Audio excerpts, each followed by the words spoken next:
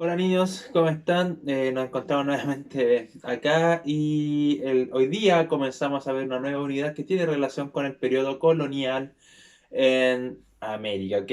Pero antes de eso, ¿cierto? Simplemente habíamos hablado en la última clase sobre las consecuencias que tuvo todo este proceso de conquista de nuestro continente, donde nos enfocamos en las consecuencias para los europeos, especialmente para los españoles, en la consecuencia para nuestro continente americano en sí y en las consecuencias para los indígenas, y en base a eso habíamos dado una tarea que la vamos a revisar a continuación, que si no me equivoco era página 125, 127 y la 129, ¿ya? Así que enfoquémonos en la página 125 primero, y tenemos un cuadro en donde tenemos que escribir a qué ámbito pertenece, ¿cierto? Dicha consecuencia. Y tenemos cuatro ámbitos, que es el ámbito geográfico, político, económico y social o cultural. Y arriba de ese cuadro tenemos ciertos distintos aspectos que nosotros tenemos que saber ubicar, ¿ok?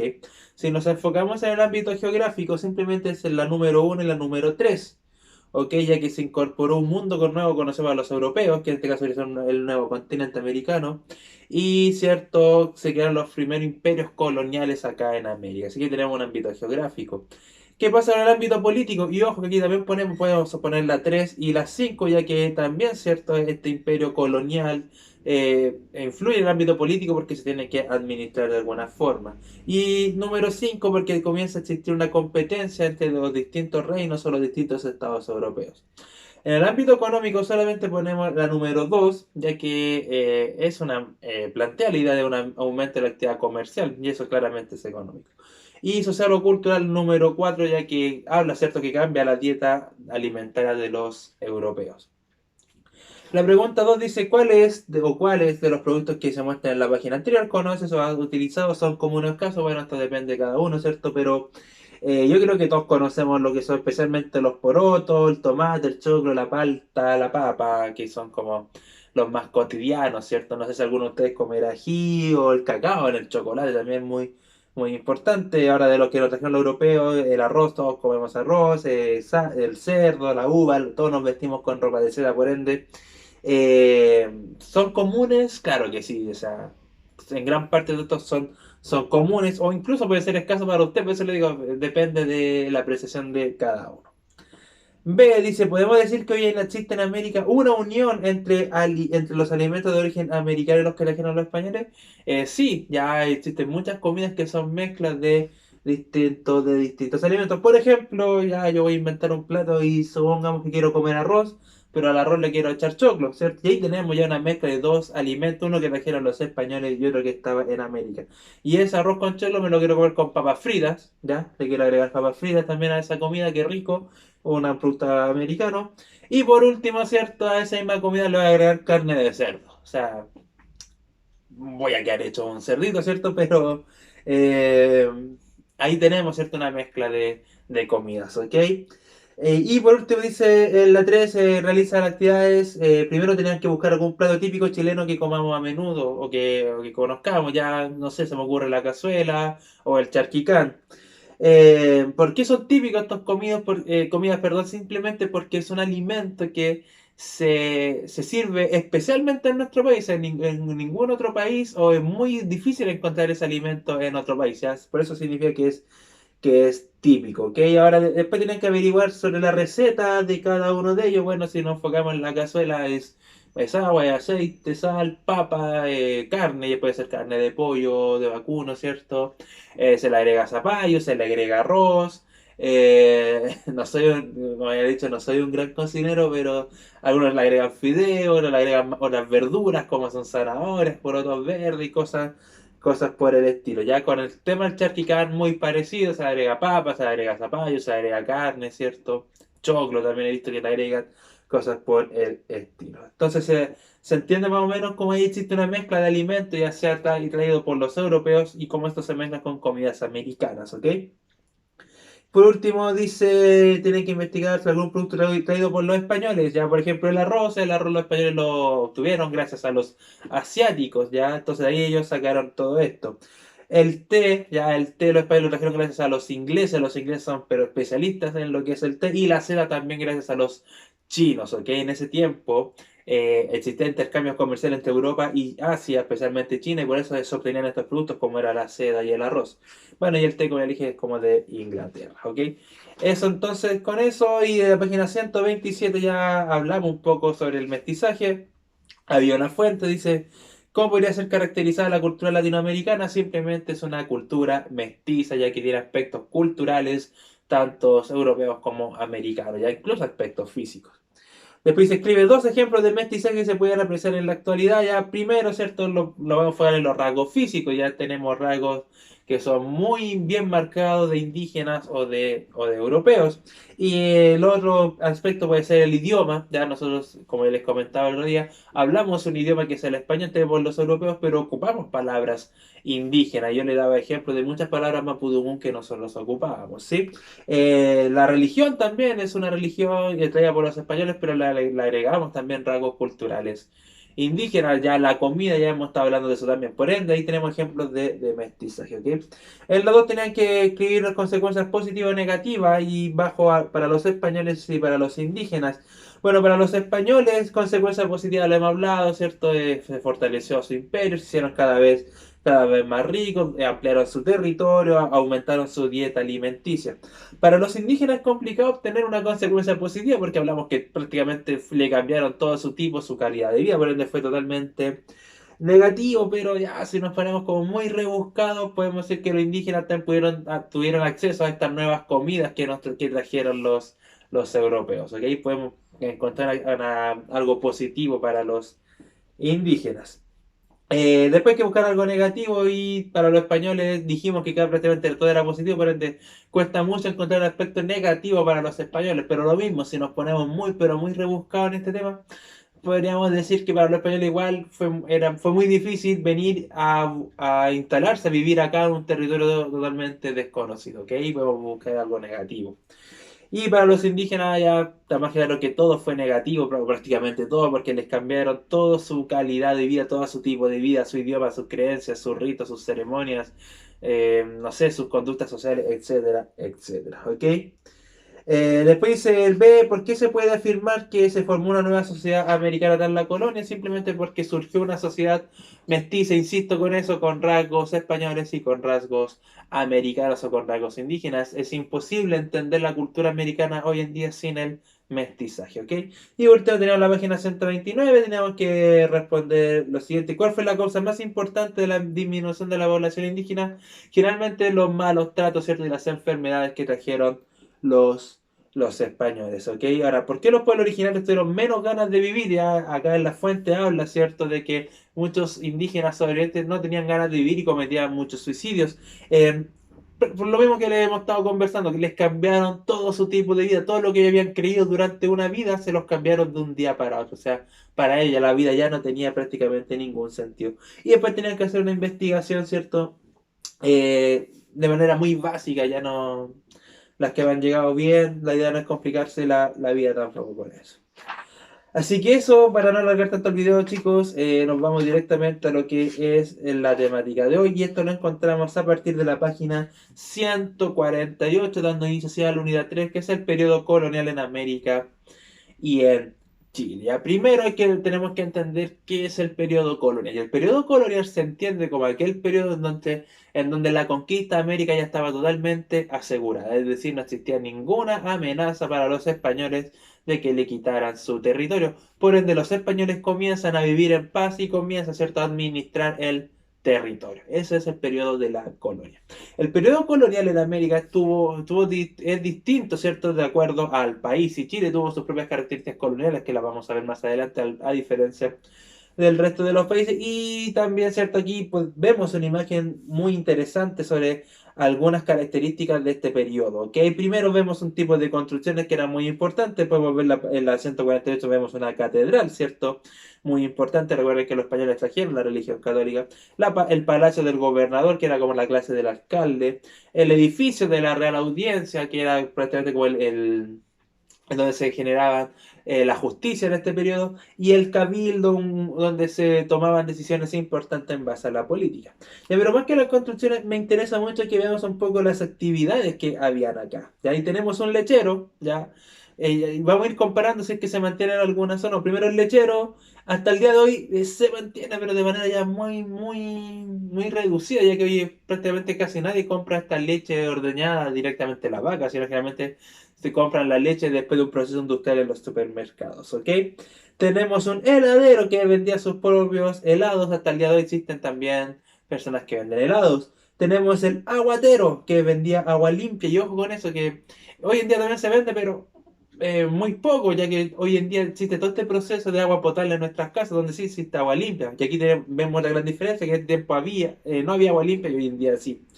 Tenemos al panadero, que eso sí se mantiene hasta el día de hoy. Tenemos al motero que vendía mote, qué rico, ¿cierto? Y hasta el día de hoy también veo personas que venden mote, ¿cierto? El velero, muy interesante, el vendedor de velas. Hoy en día se venden velas, sí, pero no es que pasen personas por las calles vendiendo velas. ¿Por qué creen ustedes que vendían velas en este tiempo? Simplemente porque no existía la luz eléctrica, por ende la única forma de iluminar sus casas era a través de las velas, por ende este era un oficio muy pero muy cotizado, ¿ok? Tenemos al sandillero que vende sandía y hasta el día de hoy también se genera esto en las ferias libres. Otra cosa muy importante analizar, ¿cierto? Fíjense en las vestimentas de las personas. Hay algunas personas que están vestidas de manera más elegante, otras personas con vestidos con ropa mucho más simple, lo cual eso también nos demuestra una diferencia en las conductas sociales de este periodo, ¿ya? ¿Cuál era la idea de este ejercicio? Simplemente es que podamos entender que hasta el día de hoy nosotros aún tenemos muchos rasgos de la época de la colonia, pero también hay muchos rasgos que han desaparecido en la época de la colonia, ¿ok? Ya chicos, vámonos a la página ahora 152 y vamos ya a entrar de lleno al periodo colonial. Como les comenté, periodo colonial se entiende aquel periodo donde la conquista de América ya está totalmente asegurada, por ende, los españoles ya no sufren ningún riesgo de amenaza en nuestro continente, lo cual los lleva a realizar su vida de manera normal, ¿ok? Y lo primero que vamos a ver es la organización política que tuvo América colonial. Primero está más que claro, ¿cierto? Que el continente americano es muy, pero muy grande. Ya les dije que no solo llegaron los españoles, sino que también llegaron portugueses, ingleses, ¿cierto? Franceses, holandeses. Pero a nosotros lo que nos interesa es la conquista española. Y España fue el reino que más territorio conquistó en América, ¿ya? Y lo que tenemos pintado en ese mapa es todo el territorio que conquistaron los españoles. Como podemos ver, como podemos ver, es mucho territorio, por ende prácticamente era imposible que los españoles pudieran gobernar de una manera tan eficiente todo este territorio a través de una sola persona. ¿Qué es lo que hicieron los españoles? Simplemente dividieron todo el territorio conquistado en 4 territorios o subterritorios. Estos subterritorios se llamaron virreinatos, ¿ok? ¿Qué quiere decir eso? Que cada virreinato tenía su propio virrey y el virrey era la persona que representaba al rey en América. Y recuerden que el rey de España se encuentra en España. De hecho, nunca el rey de España vino acá a América, solamente se enriquecía. Él tenía personas, ciertos subordinados que gobernaban en su nombre. ¿Y quiénes gobernaban? Los virreyes. Por ende, el virrey era la máxima autoridad española acá en América. Los cuales virreinatos que se crearon son los siguientes. El virreinato de Nueva España, que lo tenemos con color naranjo, que prácticamente todo lo que es Centroamérica y lo que conocemos hoy en día como México. El virreinato de Nueva Granada, que se encuentra en amarillo, que parte prácticamente todo lo que hoy en día vendría siendo como Colombia, ¿cierto? Venezuela, Panamá. Después tenemos en color rosado lo que es el virreinato del Perú, que es lo que hoy en día conocemos siendo como Perú, Ecuador, Bolivia, Chile.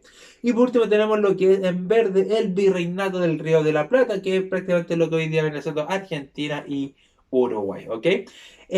Insisto, cada de estos virreinatos tenía su propio virrey. Ahora, ¿a cuál pertenecía Chile? Simplemente al virreinato de Nueva Castilla, al virreinato del Perú. La vamos a decir virreinato del Perú para que no nos compliquemos la vida. Ahora, cada virreinato tenía otras subdivisiones, porque prácticamente, insisto, a pesar de que esté dividido, aún siguen siendo territorios pero muy grandes. ¿Ok? Y estas divisiones se llamaban gobernaciones, es decir, que estaban caracterizadas simplemente por ser las gobernaciones simplemente son territorios donde existe una gran paz, ¿ok? No existe ningún tipo de violencia, ninguna resistencia indígena, nada por el estilo. Se llaman las gobernaciones. Cada gobernación estaba gobernada por un gobernador, ¿se entiende? Pero había otros lugares que se llaman capitanías generales, ¿ya?